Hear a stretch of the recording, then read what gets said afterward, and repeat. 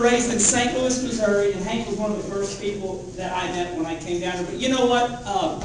We're amongst friends, so don't get all quiet on me and think you're going to get some speech. I ramble a little bit, so I'll go 2 minutes and 30 seconds. But before I even go, the most special people in this room to me are the Cox family.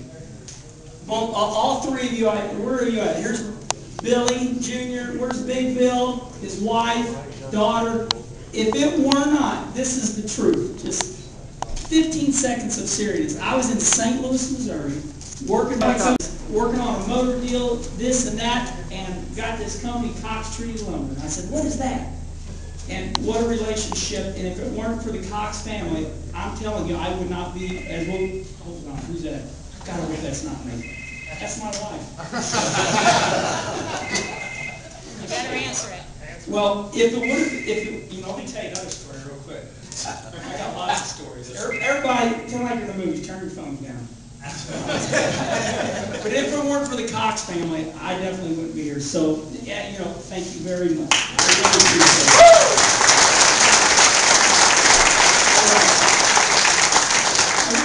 Every time I see you guys, I get all excited. I'm like, hey, how you doing?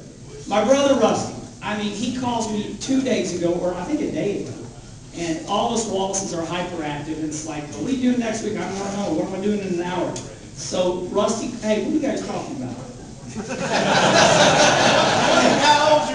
Hey, there's only one man taller than me right now. He's right there. All right, both of you go over here and put your nose in the corner right there. No talking in class. Rusty calls me up and he goes, Herm, he says, I'm devastated. Well, first of all, here's how it goes.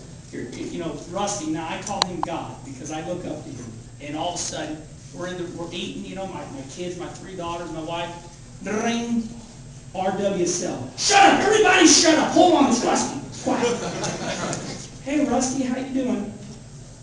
He goes, Herm, I'm devastated. I said, why is that? He says, I've done this Boy Scouts of America deal, which I knew all what it was. And he's explaining it to me, but he's hyper as me, so he forgot. He said, I've done this thing almost 11 years in a row. He had this story with ABC and ESPN. Now, see, the problem with Rusty now is Rusty's used to doing what Rusty wants to do. And I don't know if you ever heard it. You ever heard of it's called working for a living? Anybody ever do that? Well, this is a new concept for Rusty. And he's actually working for somebody now. And so he worked for ABC, and he felt that he could go up to Indianapolis tomorrow, and it's an honor for him as much as it is an honor for him to be here. He's going to call the Indianapolis 500, which if anybody's, he did it last year. He's been asked to call back this year, but qualifying, the month of May is a big deal. So Rusty, that's where he's at. He was incredibly upset that he couldn't be here, and I'm not lying or exaggerating. He's in Indianapolis right now, big production meeting, and so that's where he's at. But I'm here in his spot. I'm thankful to be here. Plus, it was pretty rough coming down here. He's like, Herm, he says, you can use my helicopter. I'm like, all right. Yeah, so Captain Billy Brooks, of course I go in there, woo, where's the helicopter? Get ready to take off. So, had a little bonus. President of NASCAR, Mike Helton, flies down. Of course, Dick Pacer. We all fly down, and everybody says, well, what'd you guys talk about in the helicopter? I thought about it. I'm like, what am I going to talk to Mike Helton about? President of NASCAR. Hey, man, we need more money. So we didn't talk about nothing, but he started. Man, I got so many stories. Just tell me when to stop. Tell me when I got to stop. Do I need to stop? But you know what will help? It says everybody here, this is one of the biggest days of the South. And I think if you think hard, you know what today was all about. Today, I got out of the shower, and I always start out with CNN headline news. And I don't know if any of you were watching it, but it was a big day. Does anybody know what I'm talking about? Yeah. Flashing news. They stopped everything. National news, local news. Dale Earnhardt to lead DEI. Just for a moment, I'm just kidding. So, no, there's most people are, man, they ain't funny.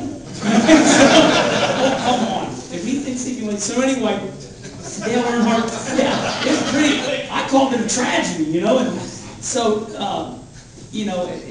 so basically, Dale Earnhardt Jr. today announced he's leaving DEI, and it is sad. So we get in the helicopter, and I'm thinking, oh man, You know, Mike Helton's a great guy. You know, it's like knowing the sheriff's like, oh God.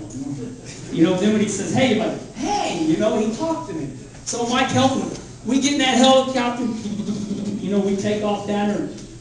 And sure enough, old Dick Page's right here. He'll tell you, oh, Mike Helton, President of NASCAR, you think you know everything? He goes, well, what do you guys think of Dale Earnhardt Jr.? Where do you think he's going to go? I'm like, well, you don't know. You know?